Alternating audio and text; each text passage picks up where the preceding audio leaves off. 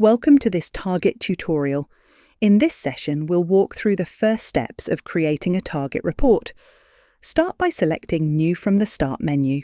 Then choose the blank report template. If you open Page Settings, you'll see that the blank report uses an A4 page size, measuring 21 by 29.7 centimetres.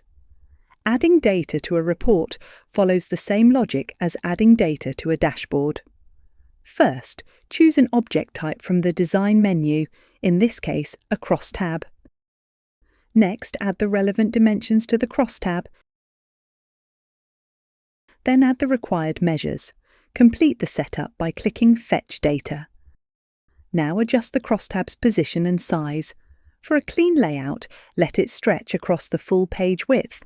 After resizing, use AutoFit to automatically adjust the column widths. Next, let's apply some styling to the crosstab. Start by adding a border. Then add padding, 5 pixels, to create space between the data and the edges. Finally, add a corner radius of 10 pixels for a softer visual effect. Now let's add a chart. A spline chart. Use the YMD dimension at the month level on the horizontal axis. Then select Revenue and Profit from the Measures list. Click Fetch Data. Reposition and resize the chart as needed. You can also apply styling such as borders, padding, background colour,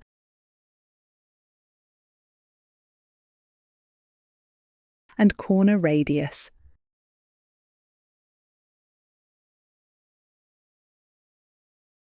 At this point, let's print the report as a PDF. Notice that the crosstab contains more data than fits on a single page, so it is automatically repeated across multiple pages. However, the spline chart is repeated as well, and often you may want the chart to appear only on the first page. To control this, we use a customized repeater page. Right-click the page and select Customize Repeater Page. The customized repeater page is initially a copy of the first page. Here, remove the chart and let the crosstab fill the entire page. Now print to PDF again. You'll see that only the crosstab is repeated across pages. With the main content in place, let's add a page header and a page footer.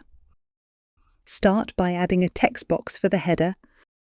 Set the text using the caption property, for example, Sales Report.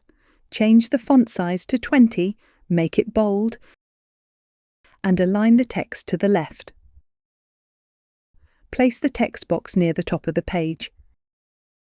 In the lower right corner of the client, you can set the exact position and size. Set X to 0 and Y to 0 to place it in the upper left corner. Set the width to 21 centimetres and the height to 2 centimetres. Apply border styling. Add a bottom border with size 3. Add some left padding. And apply a background colour. You can also add a company logo by inserting an image object.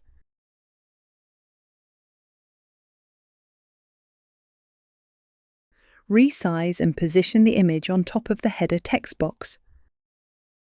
Next, add another text box for the page footer. Insert dynamic content, then choose System Variables and select Page Number. You can also add total number of pages.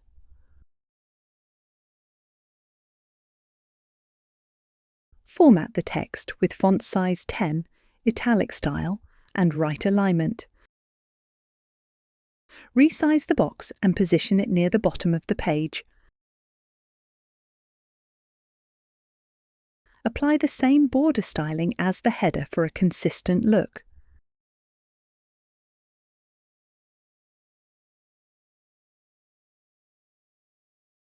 Now revisit the Customize Repeater page. Because it was created before the header and footer existed, the easiest solution is to delete it and recreate it.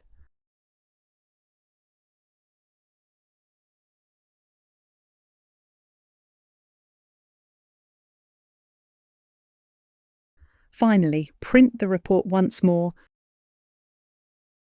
and this is your finished report.